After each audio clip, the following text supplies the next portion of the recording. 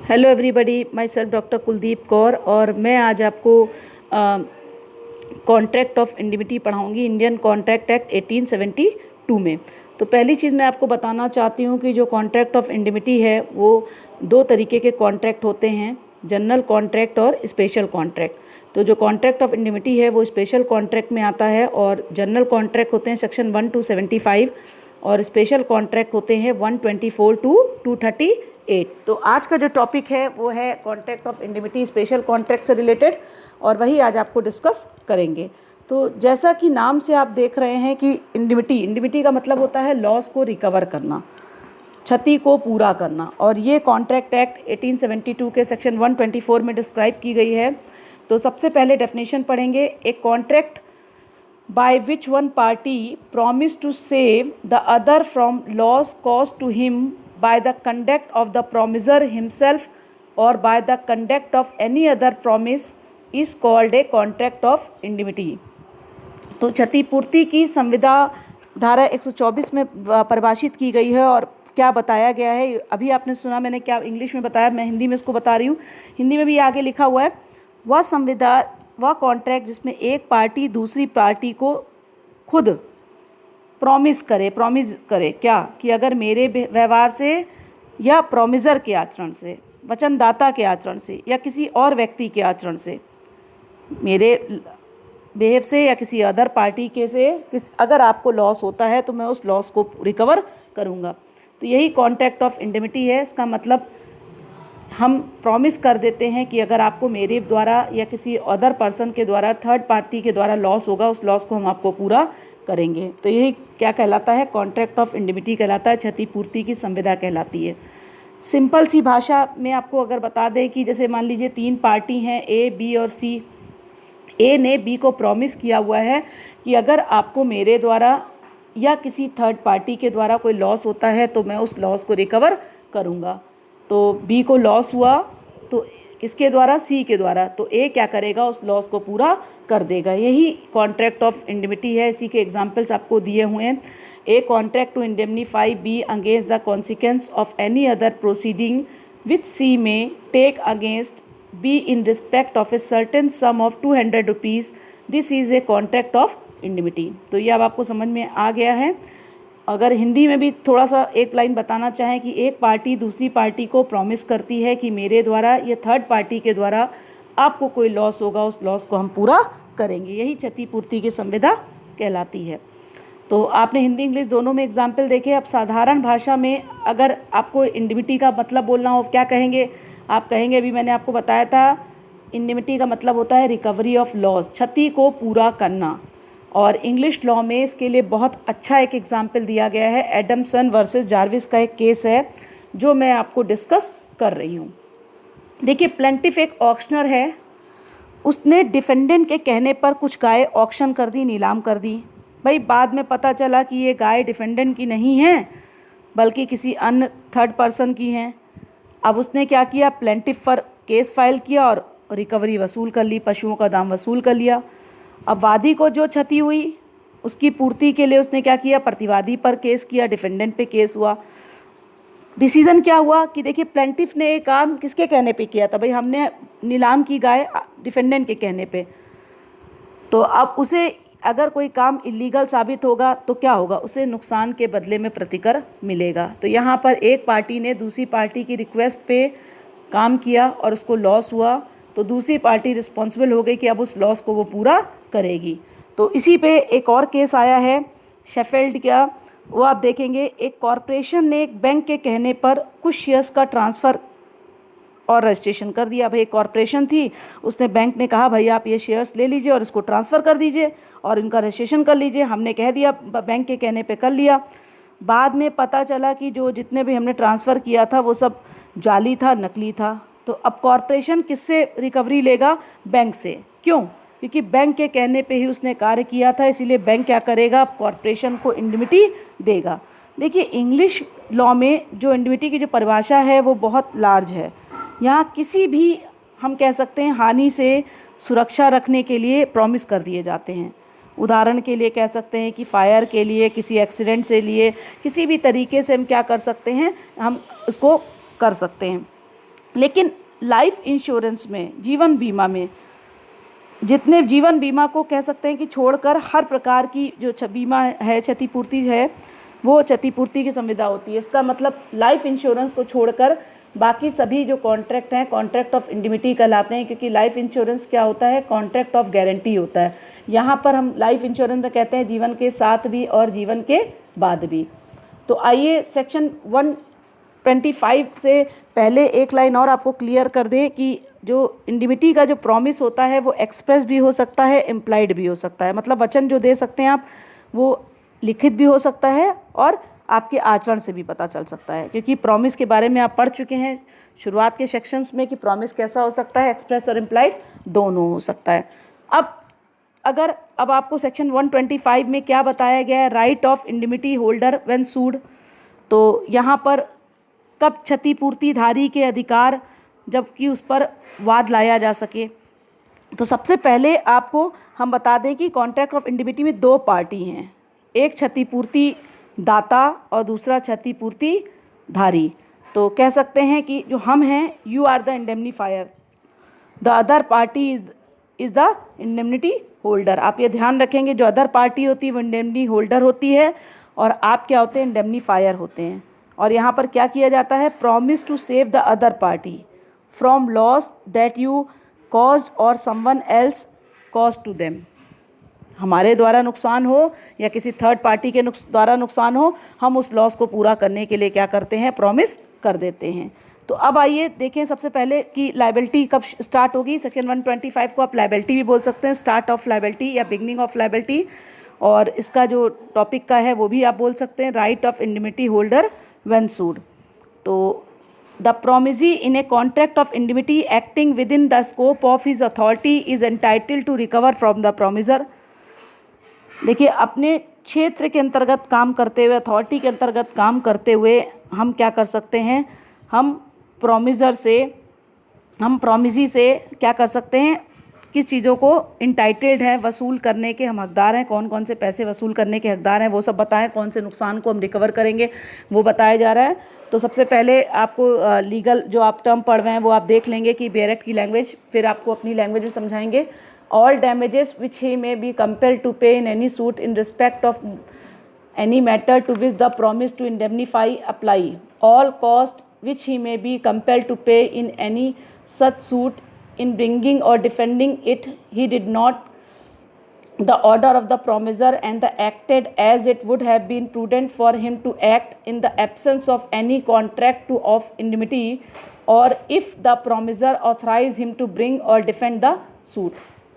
Third point भी पढ़ दें, फिर मैं आपको इसके बारे में बताऊंगी। ऑल सम्स विच ही में have paid under the terms of any compromise of any such suit if the compromise was not contrary to the order of the promisor and was one which it would have been prudent for the promisee to make in the absence of any contract of indemnity, or if the promisor authorize him to compromise the suit.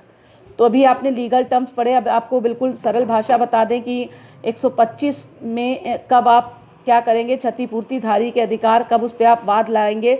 आपको legal terms के बाद अपने terms बता दें। देखिए, पहली चीज़ जो बोली गई लीगल टर्म्स में, पहले वो आपको बता दें कि सभी नुकसान जिसके लिए हम आपको केस में कंपेल कर सकते हैं कि आपको उसको पूरा करना पड़ेगा।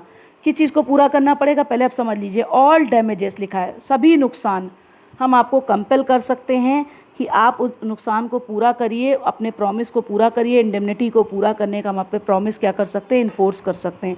इसका मतलब अगर आपने हमें इंडेमनिटी क्षतिपूर्ति से संबंधित कोई भी प्रॉमिस दिया है उस केस के लिए, तो वो सारा का सारा आपको कंपनसेशन देना पड़ेगा। पहला लीगल टर्म आपको समझ में आ गया होगा। दूसरा लीगल टर्म मैंने जो आपको पढ़ के बताया वो बता दूं कि ऑल कॉस्ट का मतलब होता है सभी खर्चे। एक केस को लाने में सभी खर्चे होते हैं। जो व्यक्ति वाद लाता है वो भी केस पैसा खर्च करता है, जो बचाव करता है वो भी खर्च करता है। तो वाद लाने में सभी खर्चे, वो खर्चे क्या हो, युक्ति युक्त हो। ऐसे खर्चे एक युक्तियुक्त क्या करता है, जिसे क्षतिपूर्ति का कोई वचन प्राप्त नहीं हुआ है, आपने हमें प्रॉमिस नहीं किया था, लेकिन हम क्या कर रहे हैं, निजी वाद ला रहे हैं, खुद हम सूट ला रहे हैं, हम डिफेंड कर रहे हैं, तो हम सभी खर्चे क्या कर सकते हैं, हम इंडेमनीफायर से क्या कर सकते हैं, इंडेमनीफायर की होल्डर की इच्छा अनुसार हमने जो काम किया था वो हमें सारे का सारे खर्चे हमें पूरा करेगा। एक प्रूडेंट का मतलब होता है इंटेलिजेंट व्यक्ति, एक बुद्धिमान व्यक्ति क्या करता है, केस में सभी खर्चे वसूल करता है। जैसे आप कह सकते हैं एडवोकेट की फ़ीस होगी, डॉक्यूमेंट्स को बनाने का खर्चा, एडवोकेट की फ़ीस का खर्चा, विटनेस को बुलाने का खर्चा, डॉक्यूमेंट्स को प्रेजेंट करने का खर्चा। तो एक इंटेलिजेंट पर्सन क्या करेगा, ऑल कॉस्ट, सभी खर्चे के लिए क्या करेगा, विच ही मे बी कंपेल्ड टू पे, सभी चीज़ों को वो विवश करेगा कि आपको इस सूट के सभी खर्चे देने हैं। तो आपको सेकेंड पार्ट भी समझ में आ गया होगा। अब ज़रा थर्ड पार्ट की बात करें इसके, जो आपको ऑल सम्स, ये मैंने आपको पढ़ के पहले ही बता दिया, मैं इसको ट्रांसलेट कर दूं और समझा दूं कि वे सभी धनराशियाँ, ऑल सम्स, सम्स का मतलब क्या होता है, धनराशियाँ, जो इस केस में कंप्रोमाइज़ में किया गया है, कि हमने कंप्रोमाइज़ किया था कि आपका जो कोई ऑर्डर होगा वो उस पर कोई एडवर्स इफेक्ट नहीं पड़ना चाहिए। एडवर्स का मतलब होता है कोई गलत प्रभाव ना पड़े। तो एक इंटेलिजेंट पर्सन क्या करेगा, वो सारी चीज़ों को क्या करेगा, पे करने के लिए क्या करेगा, पे करने के लिए कंपेल करवाएगा। तो अगर हमने किसी एक केस में दूसरी पार्टी के साथ कोई समझौता किया भी है मान लीजिए, तो समझौते के अंतर्गत तो हम धन देंगे। अगर कोई समझौता ऐसा हो जो क्या हो, एक प्रूडेंट व्यक्ति को पता हो कि भाई जो कंप्रोमाइज़ किया गया था उसमें 10 रुपये, लेकिन लॉस तो 50 रुपये किया गया है, तो ऐसी स्थिति में वो क्या करेगा, डिमांड करेगा कि आप कंपनसेट करें, आप डिमांड करेगा कि आप कंपनसेट करें। देखिए, आप क्षतिपूर्ति का जो कॉन्ट्रैक्ट ऑफ इंडिमिटी पढ़ रहे हैं, इसमें बहुत सारी चीज़ें आपको दिखाई पड़ रही होंगी कि आप क्या क्या चीज़ें देख रहे हैं। वो आप बिल्कुल सरल भाषा में आप कह सकते हैं कि जो बताया गया वो आप याद रखेंगे कि मैंने आपको बताया कि कॉन्ट्रैक्ट ऑफ इंडिमिटी कैसे पूरा होता है। अब यहाँ पर अगर उसको पॉइंट्स में बनाना होता, सरल भाषा में बोलना होता, तो हम क्या करते कि क्षतिपूर्ति के वचन से संबंधित वाद में जितना प्रतिकर उसे देना पड़े, इसका मतलब इंडिमिटी के केस में उसे जितना भी प्रॉमिस देना पड़े वो देगा। मैंने अभी आपको लीगल टर्म्स में बातें बताई, अब अपने लैंग्वेज में बता रहे हैं, वही लिखा भी हुआ है।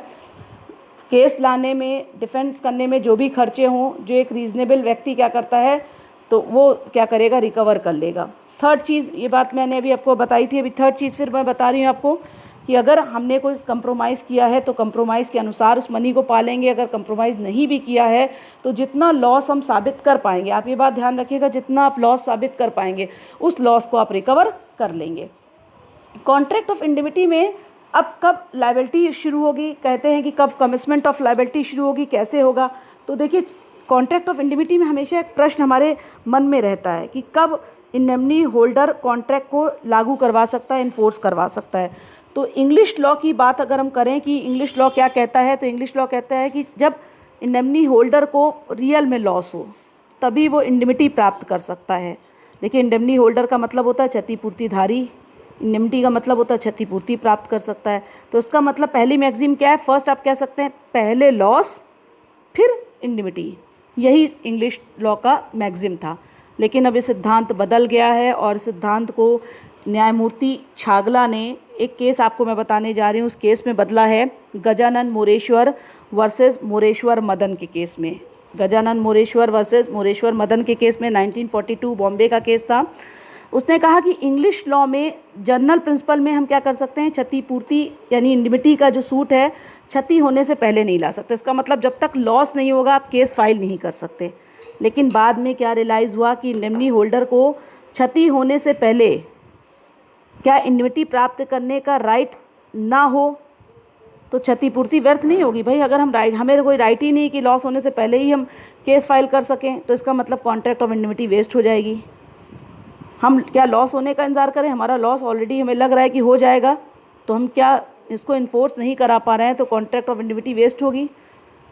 क्योंकि यदि उसे अपने पास से धन देने के लिए विवश किया जाए तो हो सकता है उसके पास भुगतान करने के लिए पर्याप्त धन ही ना हो। हम उसे कहें, कंपेल करें कि भाई आपको मनी देनी ही पड़ेगी, और उसके पास पता चला मनी ही नहीं है, और इसी कारण उसकी सारी प्रॉपर्टी समाप्त हो जाए। इसीलिए इक्विटी कोर्ट का मतलब होता है साम्या के न्यायालय ने इस प्रिंसिपल को बदल दिया और कहा, एक सिद्धांत दिया कि जैसे ही इंडेमनी होल्डर की लायबिलिटी स्पष्ट हो जाए, इंडेमनी होल्डर कौन है, अदर पार्टी है, आप कौन हैं, इंडेमनी होल्डर कौन है, आपको बताया मैंने इंडेमनी होल्डर कौन है और इंडेमनीफायर कौन है। तो इंडेमनी होल्डर की जैसे ही लायबिलिटी क्या हो क्लियर हो जाए, वैसे ही वो क्या कर सकता है, इंडेमनीफायर से भुगतान के लिए धन की मांग कर सकता है। आप ध्यान रखिएगा, इंडेमनीफायर मतलब क्षतिपूर्ति दाता, इंडेमनी होल्डर मतलब क्षतिपूर्ति धारी। तो हम जैसे ही आपकी लायबिलिटी क्लियर हुई, हम आपसे मनी की डिमांड कर सकते हैं। इस सिद्धांत की व्याख्या अगर देखा जाए तो एक केस में की गई थी, रिचर्डसन वर्सेस री के केस में लॉर्ड जस्टिस बकले ने भी कहा था कि क्षतिपूर्ति केवल क्षति हो जाने के बाद ही नहीं मिलनी चाहिए, लॉस हो जाए उसके बाद लॉस मिले ये नहीं होना चाहिए। क्षतिपूर्ति का सिद्धांत क्या होना चाहिए कि क्षतिपूर्तिधारी को अपने पास से भुगतान ही ना करना पड़े। इसका मतलब इंडेमनी होल्डर को अपने पास से पेमेंट ही ना देना पड़े, वास्तव में जिससे लॉस हुआ हो उससे ही लॉस रिकवर कर लिया जाए।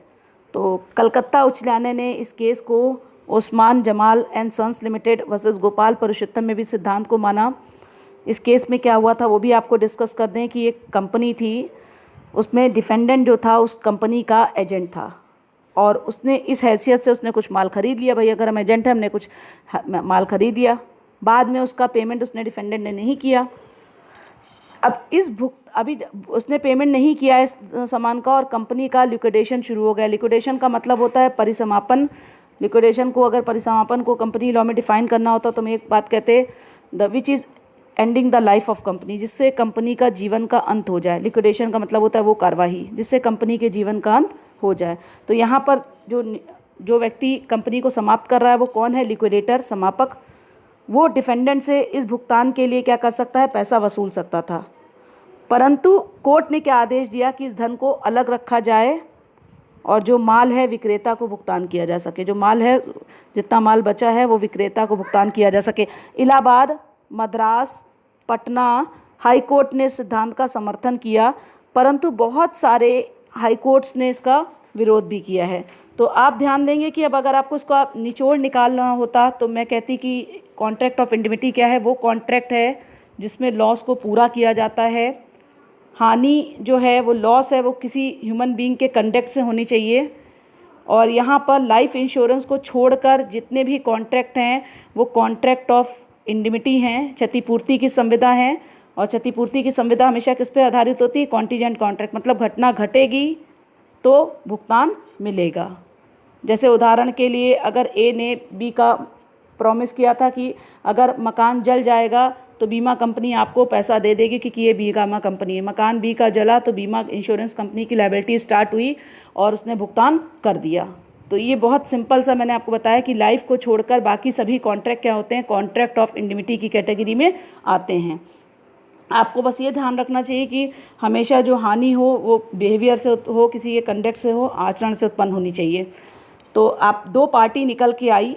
अगर आप पहले मैं इंपॉर्टेंट केस बता दूं, फिर मैं आपको एक निचोड़ और बता दूंगी, आपको एक समरी बता दूंगी छोटी सी। एडमसन वर्सेस जॉर्विस, जितने भी केस लॉ दिए गए हैं, गजानन मोरेश्वर, ओस्मान जमाल, जो भी मैंने 4 केस डिस्कस किए हैं, चारों बहुत इंपॉर्टेंट हैं। आप उसको पढ़ेंगे और समझेंगे। अगर कोई दिक्कत होगी तो आप क्वेश्चन लिख देंगे। इंपॉर्टेंट पॉइंट अगर याद करना होता है इसमें से, तो promise to save the other party from loss that you caused और someone else caused to them. हमने वचन दिया था कि मेरे द्वारा या किसी और के द्वारा अगर आपको कोई नुकसान होगा तो मैं उस लॉस को पूरा करूंगा। You are the indemnifier. तुम कौन हो, इंडेमनीफायर हो, क्षतिपूर्ति दाता हो। अदर पार्टी कौन होती है, इंडेमनी होल्डर, क्षतिपूर्ति धारी। तो यहाँ पर दो पार्टी होती हैं। एक कॉन्ट्रैक्ट है इंडेमनीफायर इंडेमनी होल्डर में, जिसमें एक पर्सन दूसरे पर्सन को प्रॉमिस देता है कि अगर आपको नुकसान होगा मेरे द्वारा या थर्ड पार्टी के द्वारा, मैं उस नुकसान को पूरा करूंगा। तो यही कॉन्ट्रैक्ट ऑफ इंडिमिटी है, स्पेशल कॉन्ट्रैक्ट कहलाता है कॉन्ट्रैक्ट ऑफ इंडिमिटी। 2 सेक्शंस आपको याद रखने हैं, केवल 124 में इसकी परिभाषा दी गई है और 125 में इंडेमनी होल्डर के बारे में बताया गया है कि इंडेमनी होल्डर कब क्या करेगा, कब उसका राइट शुरू होगा, कब वो केस ला पाएगा, ये बताया गया है। तो 2 ही सेक्शंस हैं और 4 लीडिंग केसेस मैंने आपको बताया, वो आपको याद रखने हैं। Thank you. Like, share, subscribe my channel. अगर इस क्वेश्चन से, इस टॉपिक से रिलेटेड आपके पास कोई भी क्वेश्चन हो तो आप प्लीज़ ड्रॉप बॉक्स में छोड़ सकते हैं, मैं उस क्वेश्चन का जवाब ज़रूर दूंगी। Thank you. अगर आपको मेरा चैनल पसंद आता हो तो इसको आगे बढ़ाते रहिए। Like, share, subscribe my channel. Thank you.